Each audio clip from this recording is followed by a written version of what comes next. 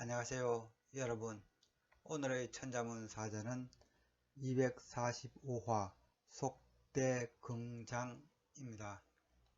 묶을 속, 띠대, 자랑할 긍, 음할 장이 되겠습니다. 속대라고 하면은 허리띠를 묶다는 말이 되는데, 벼슬아치가 의관을 단정히 차리는 것을 말합니다. 긍장은 나란 일을 하는 사람으로서 긍지와 엄숙함을 갖춘다는 말이 되겠습니다. 따라서 속대긍장을 번역하면 의관을 단정히 하고 관리로서 긍지와 엄숙함을 갖춘다는 말이 되겠습니다. 고대에서 복장은 신분을 나타내었습니다. 따라서 복장을 갖춘다고 하는 것은 복장에 어울리는 태도와 마음속에 긍지를 가져야 됨을 이 사자 속대긍장은 말하고 있습니다. 이는 다음에 나올 사자 배회첨조와 함께하여 의관을 단정히 하고 긍지와 엄숙함을 갖춰 거리에 나서니 사람들이 우러러 보게 된다는 문장이 완성됩니다. 앞서 배운 구보1년 부왕랑묘가 신화된 자가 궁궐에서 갖춰야 할 자세를 읊었다면, 속대긍장 배회첨조는 백성들 앞에서 벼슬아치들이 보여야 할 자세를 말하고 있다 하겠습니다. 긍장이라는 단어는 순자 비상편에 처음 나온 말이기도 합니다. 비상이라고 하면은 관상을 비판하는 내용으로 사람을 보이는 것으로 판단해서는 안 된다는 말이 되겠습니다. 문장은 이러합니다. 긍장이 리지 조심히 엄숙하게 맡아서 단성이 처지 정성껏 처리하라. 공자의 제자 이 자로는 이 중유라고도 불리우며 공문 10철 중 한 명으로 공자가 매우 아끼던 제자였습니다. 춘추시대 위나라에서 벼슬을 하였으나 성격이 워낙 강직하여 반란에 가담하지 못하고 죽임을 당하게 됩니다. 사기에 따르면 그는 죽기 직전에도 군자는 죽더라도 자세를 바로 해야 한다는 유명한 말을 남겼습니다. 부자왈, 군자사, 관불면. 스승님이 말씀하시길 군자는 죽어도 관을 벗지 않는다, 즉 관의 의무로부터 벗어날 수 없다 라고 했습니다. 자로는 죽기 직전에도 이 각근을 고쳐 메웠다고 합니다. 이 관은 자신을 나타내는 신분이자 긍지이므로 항상 단정히 하여 소신을 지키는 상징으로 여겼던 것입니다. 그럼 글자에 대해 살펴보도록 하겠습니다. 먼저 묶을 속을 설명드리겠습니다. 이 자는 나무 목과 이 중앙에 입구자가 있는 형태입니다. 하지만 묶을 속의 각골자를 보면은 양단이 풀자자로 그 형태가 되어 있고 집으로 엮은 자루를 그린 것으로 판단되고 있습니다. 나무 가지들을 묶은 것이라는 설도 있습니다.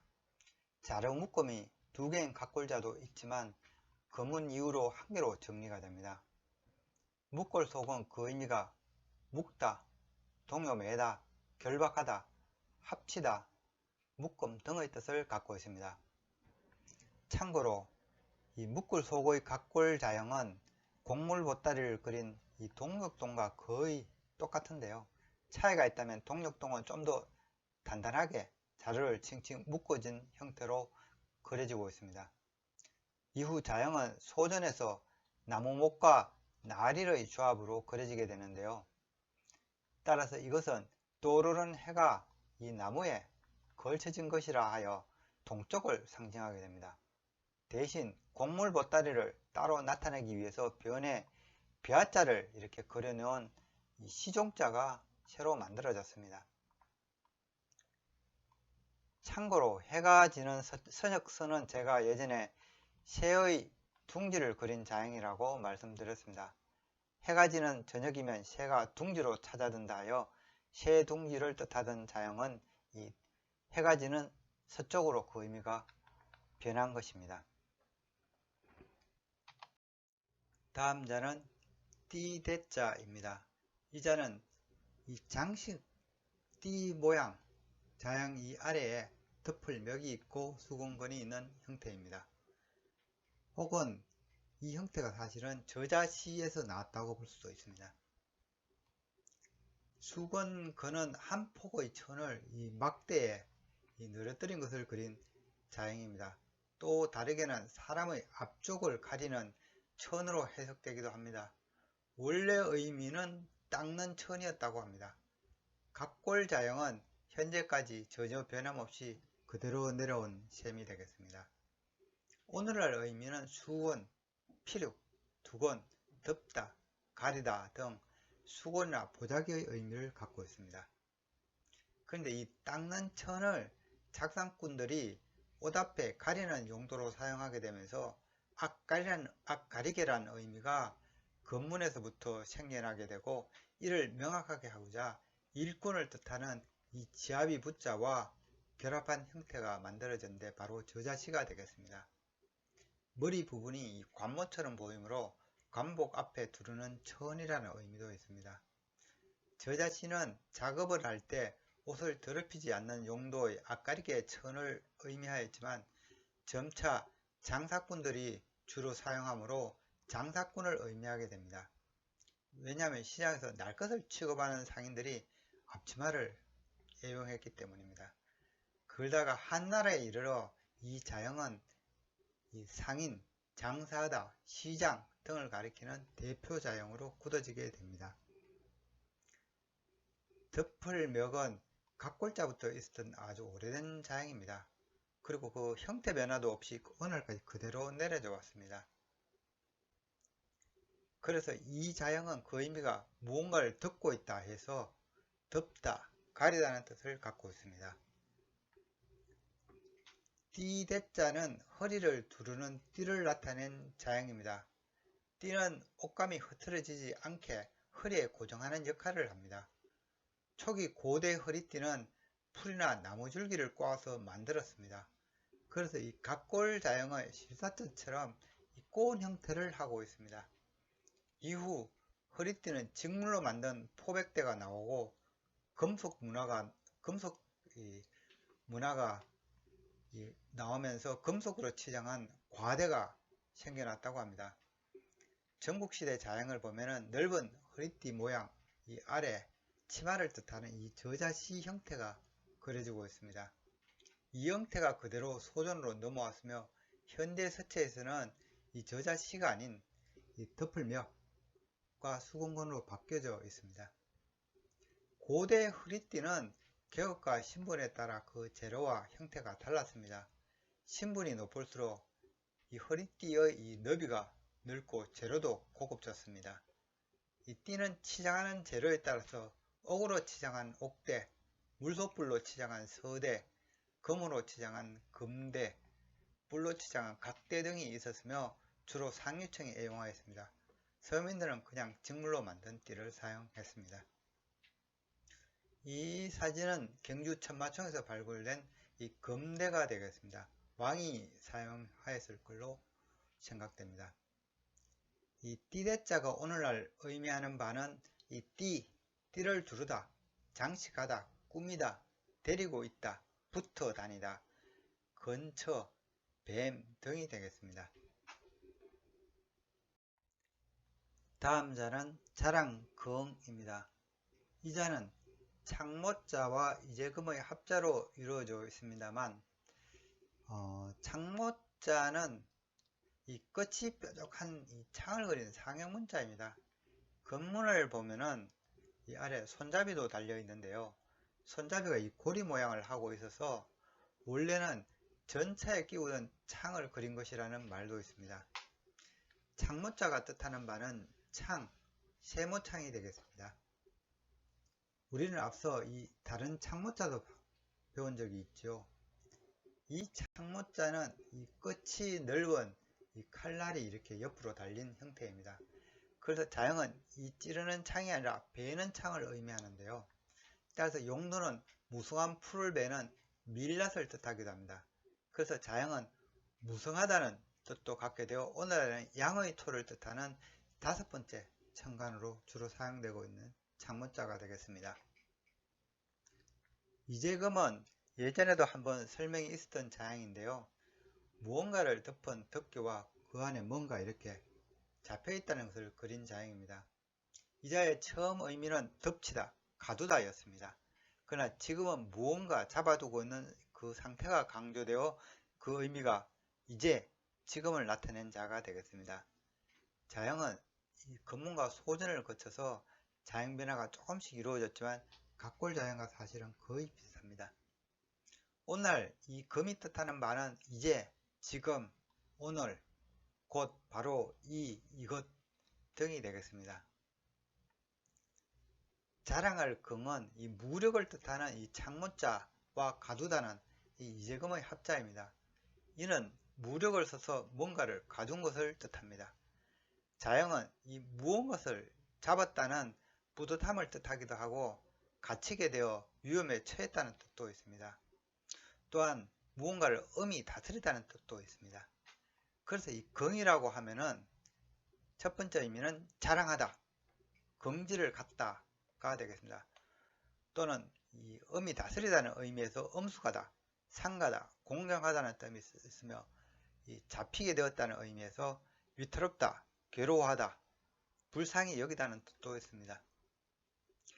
주로 이 자랑하다, 불쌍히 여기다, 괴로워하다는 것은 이 심리적인 의미이므로 자형에 이렇게 마음심을 추구한 이 긍지긍도 있습니다. 그렇지만 잘 사용되지는 않고 있습니다. 또한 이 긍은 뿌리나 이 자루를 뜻하는 근과 이 음이 비슷하므로 긍은 이 창의 이 자루, 아래 자루를 뜻하기도 합니다. 이때는 이 창자루 근으로 불립니다. 창자루 근은 이 재료인 이 나무목을 이 아래 추가한 형태가 있기도 합니다. 오늘의 마지막 자는 음할자항이 되겠습니다. 이 자는 초두머리와 이 장할장의 합자입니다. 초두머리는 풀초자가 이 머리 부위에 위치하면은 서있는 형태로서 예서에서부터 이렇게 간략화되어 사용되기 시작했습니다. 풀초자가 뜻하는 바는 풀, 잡초 또는 그 잡초들이 무성한 이 황야, 초원 등을 의미합니다. 장할장은 평상을 뜻하는 이 나무조각장과 선비사의 합자입니다. 선비사가 이일, 직무, 벼슬아치의 의미가 있어서 이 자형은 벼슬아치가 평상에서 이 정사를 처리하는 것으로 풀이되어 훌륭하다, 장하다, 씩씩하다는 의미가 있습니다. 음할장은 들판을 뜻하는 이 초두머리가 이 장할장에 붙어 있어 이 관할 영지를 이 벼슬아치가 다스린다는 의미입니다. 그래서 자형은 다스리는 장소의 의미로 쓰일 경우에는 이 마을, 전장, 영지, 봉토, 장원, 가게 등의 뜻을 가집니다. 또한 엄정히 다스린다는 뜻으로 쓰일 때에는 엄하다, 엄정하다, 엄숙하다, 정중하다, 씩씩하다의 뜻도 갖고 있습니다. 이 음할장은 건장하다, 튼튼하다는 의미도 있는데요. 건문에서는 이런 의미로 이미 사용된 자형이 이 자형입니다. 이 자형은 평상을 뜻하는 이 나무조각 자형과 여기 질그럭, 그리고 수저, 그리고 입구자의 조합입니다. 이는 평상에서 식사를 하는 모습을 떠올리게 하는데요.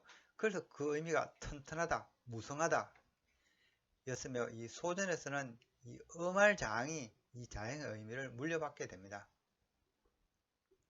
참고로 평상과 관련된 자형으로는 이 단장할 장도 있습니다.